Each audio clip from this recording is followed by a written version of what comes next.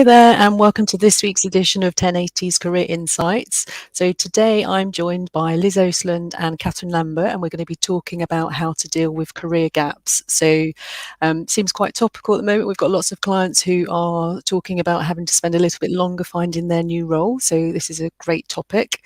So as always, please do like questions as we go through the session. So we're going to start off with Liz just giving us a bit of a personal experience because as we found out in our run through yesterday, she's got a few examples of career gaps herself. So Liz, over to you. Thanks, Sarah. Yeah, welcome everybody. This is about career gaps, and I think I've got literally every reason you could possibly have for having a career gap on my CV. So it started back when I was 21. I was working at British Steel at the time. Unfortunately, had a bad car accident and broke my back as part of that accident, and that resulted in me being on the sick for 6 months. British Steel were absolutely amazing through that process, but that was a gap for 6 months. I then, as a result of that, decided because I was going to go travelling. So I had another gap on my CV where I explored the world for a year. I then relocated. So that was another reason. There was a gap while I was setting up home and trying to get myself established when we relocated to Australia. Another gap when we returned to the UK. Another gap for children, for looking after both my daughters, maternity breaks and the career break then. And I've also had gaps because of contracts ending and redundancy. So yeah, we went through the list and it was pretty much every reason that you could have. I have one on my CV.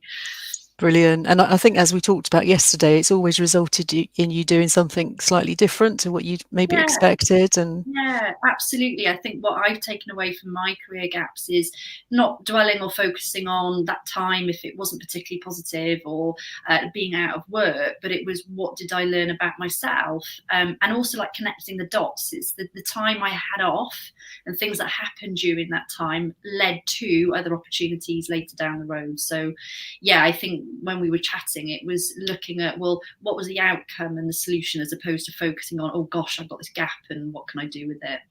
Yeah. Excellent. Okay. Katherine, anything to add? I know you've not particularly got career breaks. But No, I think it just shows there's lots we can draw on as we go through today with Liz, because she has had pretty much all of them. I mean, I've also had 2 bouts of maternity leave and then transitioning from employment into self-employment, I guess, could be construed as a gap, but I certainly haven't had nearly as much experience of them as Liz. Brilliant. Okay.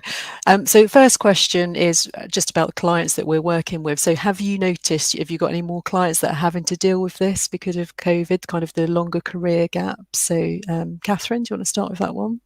Yes, I think I wouldn't say I've noticed a large amount of more clients who have had to deal with this. I do think that it is taking clients longer to find the right role.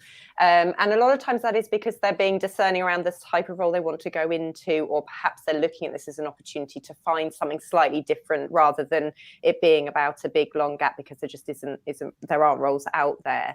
Mm-hmm. And so I don't think clients are fixating too much on the gaps, but there probably is a bit of a longer period than there might have been before, which I think is worth just bearing in mind when you are job seeking at the moment. Yeah.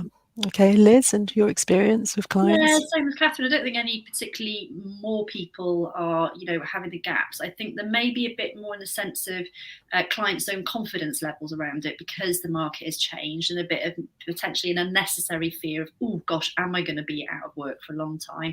But then obviously that's the job as career coaches to work through that with them and build their confidence. Yeah, good point. And we were talking a bit yesterday, weren't we, about kind of the stigma in being open to work and using that banner on LinkedIn, and actually maybe it's not such a big deal that it used to be perceived as. Yeah, absolutely. I think, possibly there was a bit of a stigma before, but for me, when I was on LinkedIn, 6 months ago, and that became a really positive thing almost, if we can say that, as we're going to help you do whatever we can, LinkedIn as a company, and just the love that was going around and people sharing and anyone in my network, and can you help people who didn't even know them, and it was because they had a story to share and this sense of community on LinkedIn to help each other. Yeah, brilliant. Katherine, anything to add to that point? No, just the same actually, in terms of just really noticing that something really positive has come out of a very difficult situation. We've all been affected in different ways from the pandemic. And I think that is one of the times when you can really see people pulling together, like Liz was just saying, and that hopefully it is starting to build clients' confidence around there not being a stigma if you're looking for a role, that it is something that we all know will happen at the moment at times, and that's okay. And hopefully that will build confidence. We'll talk later around sort of how you create the sort of story that you're comfortable with around that, but hopefully it just builds the confidence that it's fine, and people do understand, employers do understand the context we're in at the moment. Yeah, definitely. And I know I shared yesterday, I knew some organisations who were actively promoting people that they were having to make them redundant, but they were actually then sharing these people's profiles on LinkedIn. So it was a lovely thing, I think, as much as it can be in redundancy situation, but for the managers to be that supportive of their staff members. Okay, so why is it that organisations want to know about career gaps? So Katherine, do you want to start with that one? Yes, we were talking about this quite a bit when we were preparing for today, because obviously if you step into an employer's shoes, of course they're going to be asking questions around that. And there's really legitimate reasons for that. It could be that they want to check out whether actually there was some sort of difficult finish to if you've been dismissed or something along those lines has happened. They need to do their due diligence around that. Is there a gap because you were in prison, or perhaps you just decided you didn't want to work for a period of time? And exploring and understanding some of that is a really important part of an employer's role when they are interviewing people for potential jobs. They also might look at if you've had a lot of roles, permanent roles, but you're only there for a short period of time, maybe less than a year each time, 2 or 3 times in succession. They will probably want to explore that as well. And again, if you step into an employer's shoes, if they're looking for bringing someone on who hopefully they can invest in and really take through their career and be there for the long term, they will want to explore some of that, because if you do leave within a year, then obviously they put a lot of time and effort into training you up, inducting you, getting you to create your network and hit the ground running.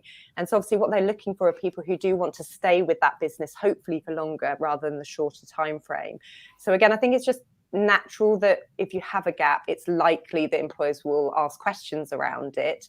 And that isn't something to take personally. It's just part of them doing their due diligence, I believe. Brilliant. Liz, anything to add to that point? Yeah, I think we were talking too, weren't we, about whether at the end of each role that you have, whether in small print you put your reason for leaving. And I think the consensus was that that's not generally the advice to put that on anymore. But I know for a while it was on there for me: maternity leave, relocating. And again, from the employer's point of view, that could be a nice hook. You know, the person interviewing you might also just come back from maternity leave, and they see that, and it's a human-to-human conversation. Oh, I can see, and to build that empathy and rapport with you. So as Katherine says, not all negative. You know, there's the due diligence piece, but also finding things to connect with you. Or they say, oh, I can see there's a gap. Do you want to tell me more? And I know we're going to discuss around how much information you give around that, but a lot of it can be just a general conversation piece. Yeah, brilliant. Okay, and we'll come back a bit more in a couple of questions about the CV and how to actually structure that. So that's great. And in terms of employers, so do you think that they are now more understanding of gaps, or is there still an expectation for only small gaps between roles? So Liz, do you want to take that one? It very much depends still on the culture of the organisation and how traditional they are, or how accepting of change or life stories that people might bring as part of those career gaps. So I think on the whole, particularly since COVID, and as we said and mentioned about the whole LinkedIn open to work banner, I would hope so. But I'm sure there's still pockets where they're going to expect continuity from, leaving school or university. Yeah. Katherine, anything to add? Yes, I agree absolutely with what Liz has said, and I do think depending on the culture of the organisation, that employers on the whole are more understanding, and actually they've been there and experienced this too. It's the first time ever. We've all been through something, and it's affected all of us.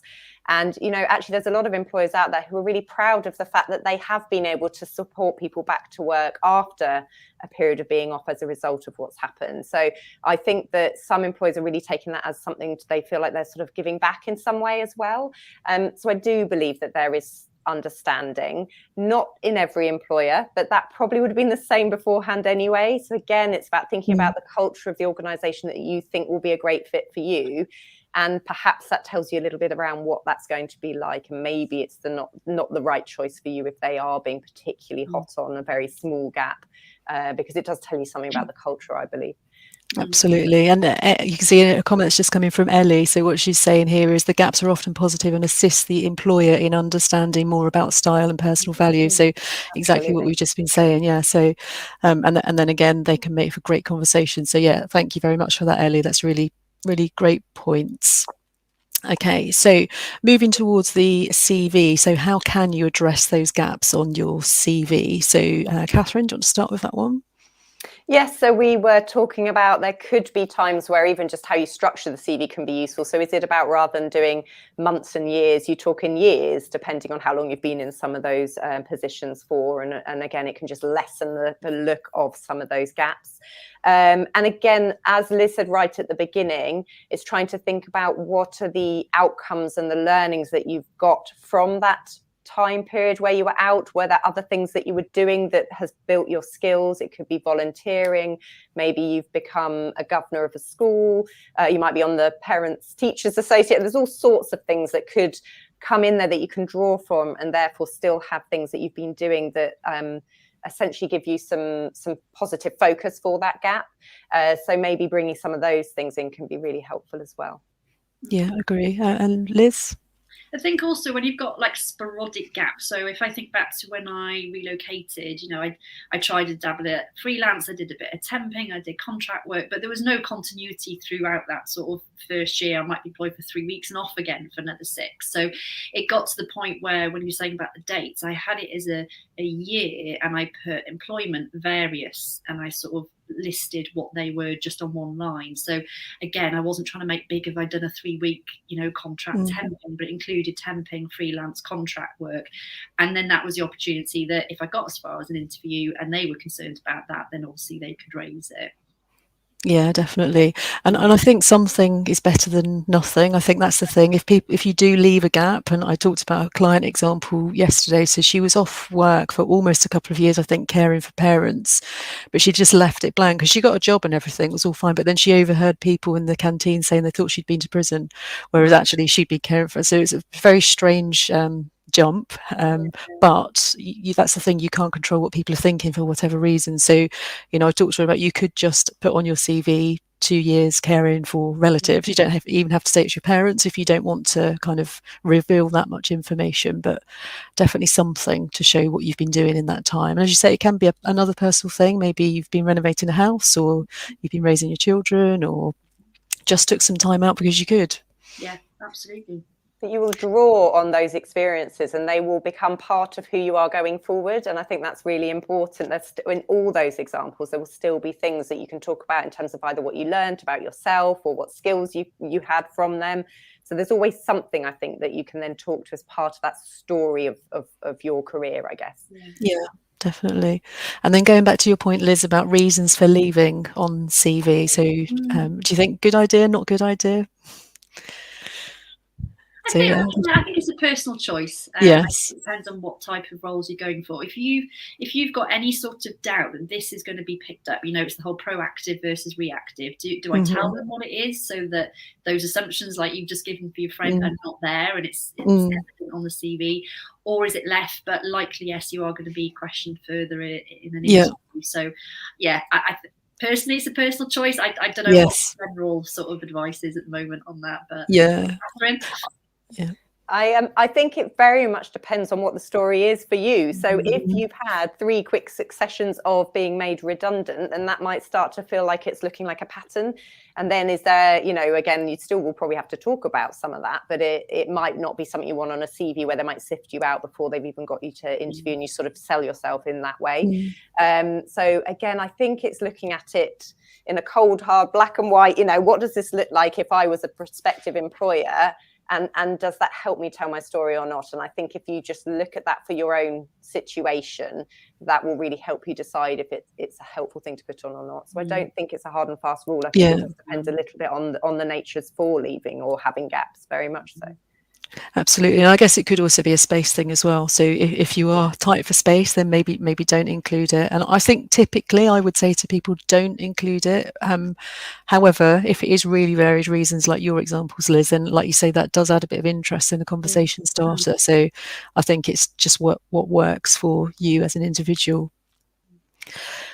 Okay, so on to interviews. So how can you get comfortable with talking about gaps at interviews? So Katherine, would you like to start with that one? Yeah, so I have always been a big advocate of just talking it out loud, practicing it on somebody, even if it's just in the mirror, because there is something around saying the words out loud that I think really helps to get a sense of how does that sit with me? Does it roll off the tongue okay? Actually, how does it sound when I say it out loud? It's all very well writing it down and being ready for it in that way, but I do think saying out loud whatever it is really important. And really thinking about what is the story that you're wanting to share in terms of your career and when you have had gaps, because the more comfortable you are with what it is you're saying, and then obviously practicing it by saying out loud, I think the better that will come across in an interview situation. What do you think, Liz? Yeah, I think again, you're going to get a good judgment sort of feel when you're in that interview process as to their intentions behind asking the question and how comfortable you feel in terms of how vulnerable you are willing to be with them. And it can be a very vulnerable space depending on what you're talking about. You know, if it is because you have been caring, you could be, had a bereavement that you're still quite raw over, and really don't want to be talking about that because that's your trigger and you're going to burst into tears. Or so I think it does depend, and as Katherine, practice and see, well, is this a trigger for me? Am I okay going this way if I feel comfortable too? I know certainly when, I'd broken my back, when I was sharing that 6 months off, I wasn't dwelling on all the doom and the gloom and the pain and the recovery I had to go through. What I focused on was how British Steel at that time and how they treated me, and that gave me an insight into a corporate and how they looked after people, and that was something I was looking for, in future roles and next roles. But also I was very limited in what I was able to do, and because I was off for so long, I taught myself to touch type, and I got up to about 100 words a minute. I carried on, started doing grades on my piano again. Didn't quite get to an exam, but I was certainly doing all the practicing, and also upskilling myself in Welsh. So basically anything that I could sit in this position I could get on with. So in interviews, that's what I would focus on. Well, how did I spend that time? How did I add value to the situation I was in? So yes, that was it, but very quickly to outcome solutions, and this is what it has given me. And as we said, they told me I could never go traveling, so I was like, watch me, I'm off. So then I went traveling, and the job that I landed in Sydney required 100 words a minute typing. So there's always the dots that you can connect to. Oh, if I hadn't have spent that time and had that time off, I'd have never have had this opportunity to, and it's linked to something else. So there is that element of the storytelling piece that, Katherine was talking about there, that it's really important for you to connect the dots and say, and this led to this and this resulted in that.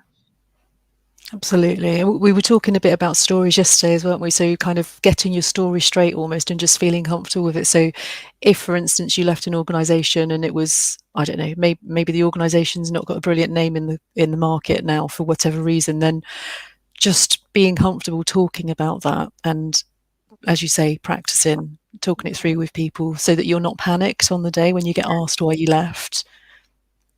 Yeah, and again, there is that courage piece, I think, isn't it? Because if it is around that and the damaged brand and that you've worked there and, everybody's going to be like that, there is that attribute, if it's the right culture and fit, will shine through. And, they're likely to offer you the job based on that the courage and the vulnerability that you've shown to be honest. Yeah.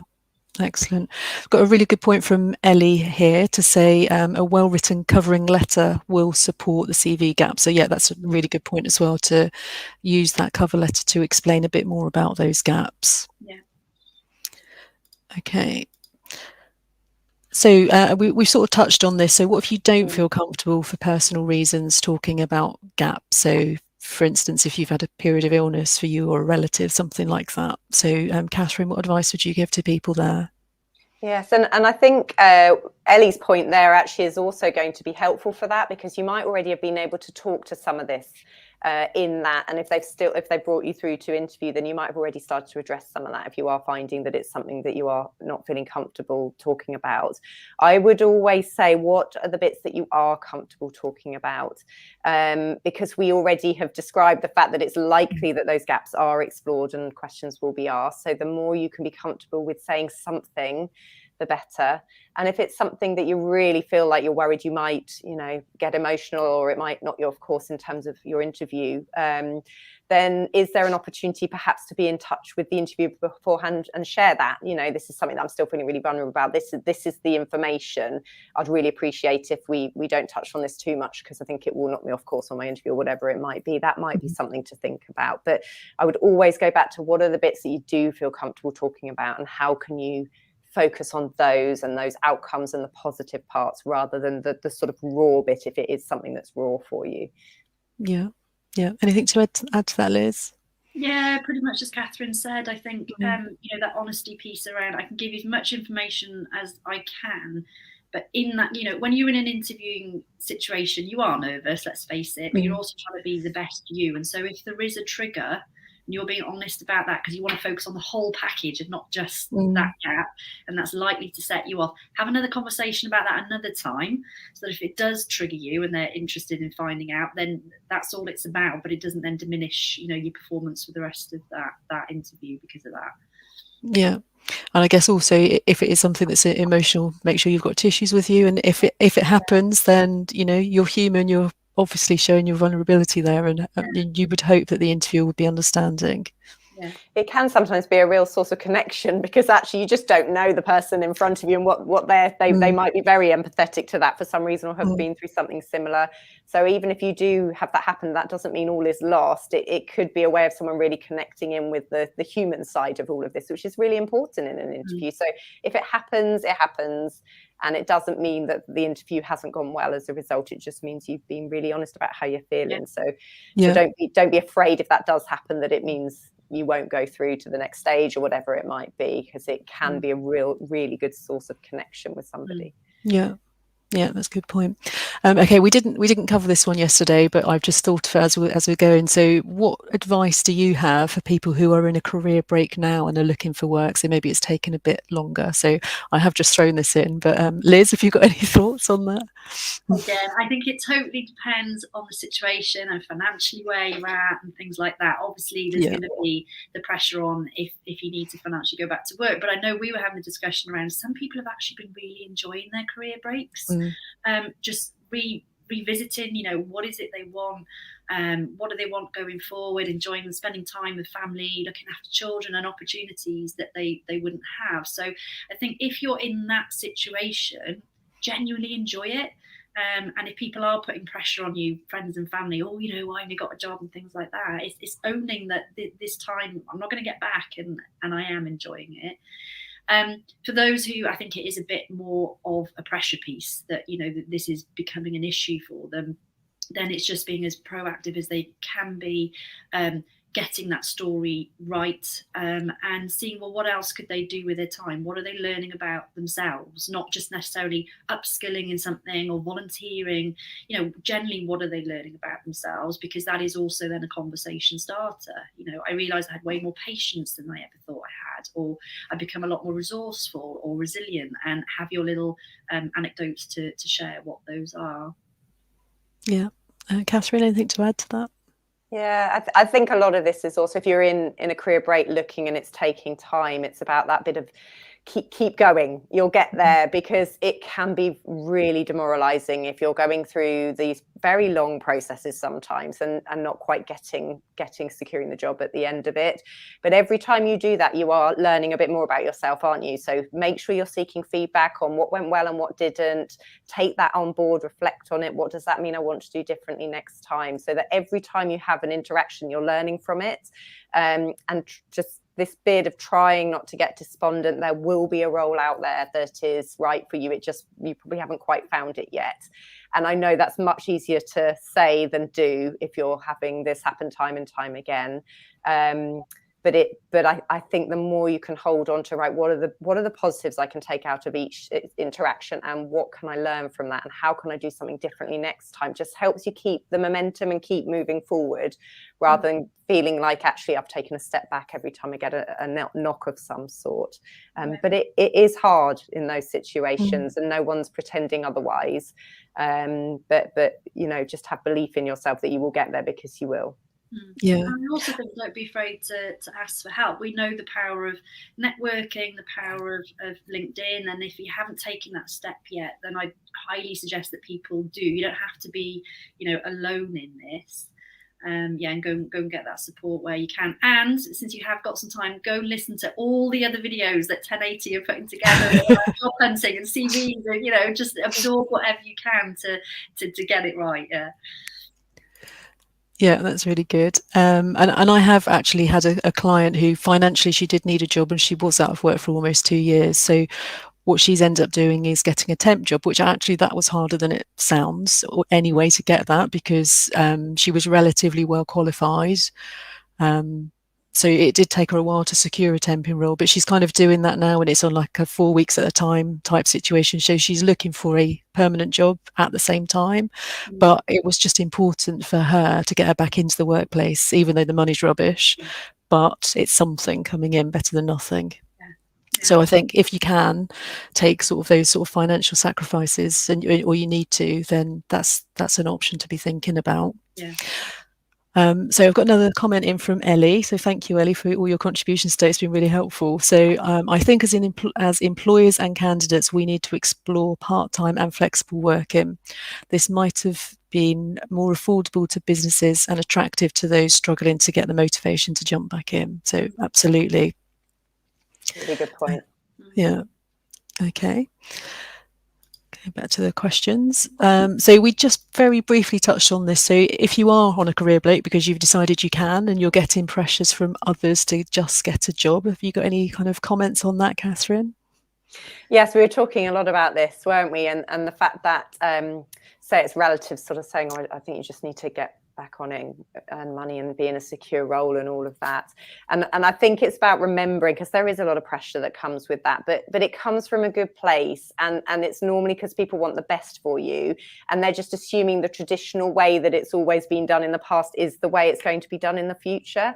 And so in some ways, just really thinking about that and understanding that might take the pressure off a little bit, just because you're doing it differently and you've made some different choices.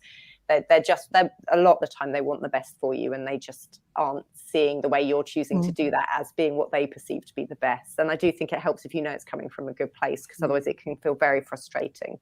Yes, absolutely. Anything to add to that, Liz? Yeah, and that's not to say you want to be on this career break for forever. You might want to go and find another job in a year or 2 years' time. So again, if you've got your story to your friends and your relatives, and you're owning that story and you're saying it with positivity and a confidence that I'm on a career break and this is why and this is what I'm getting out of it, then by the time that you want to and are ready to go back to work, if you need to, then you've just got that down pat. It's you've already been practicing it for X amount of time on your friends and relatives by them podding and poking. Excellent. Yeah, and if you can convince them, you'll be able to convince anyone, I guess. Brilliant. Okay, so we are now at the time for top tip to leave with. So Catherine, would you like to go first with your top tip for people? Yes, I would say if you are addressing some sort of gap, really be as honest as you can be, but try to really focus on the positive outcomes and what you've learned through that time, rather than on the gap itself, would be my top tip. Great, thank you. And Liz? Own it with confidence. It's you. It's part of your life story. This is what is life. There isn't a straight line and a pattern that we all follow, thank goodness. And yes, it might take a little bit longer, but I think when you do own your gaps and what you got out of it and why you enjoyed it and what it gave you, and connecting those dots, then you will find that company that also gets it and enjoys having that conversation piece with you and is the right role and the right cultural fit for you. Brilliant. Thank you very much. So thank you both for your contributions as always. And thank you, Ellie, for all your points. It was really, really useful to have your view as a HR professional. So really brilliant. Thank you. So next week, I'm going to be joined by Michael and Maria, and we're going to be talking about securing a role in the not-for-profit sector. So that's going to be another interesting conversation. So as always, I will go through and answer any other comments that come through later on. And please do feel free to add more comments and questions later if you would like to, and we will go in and answer those. So thanks again, and see you next week. Thanks all. Take care. Thanks. Bye.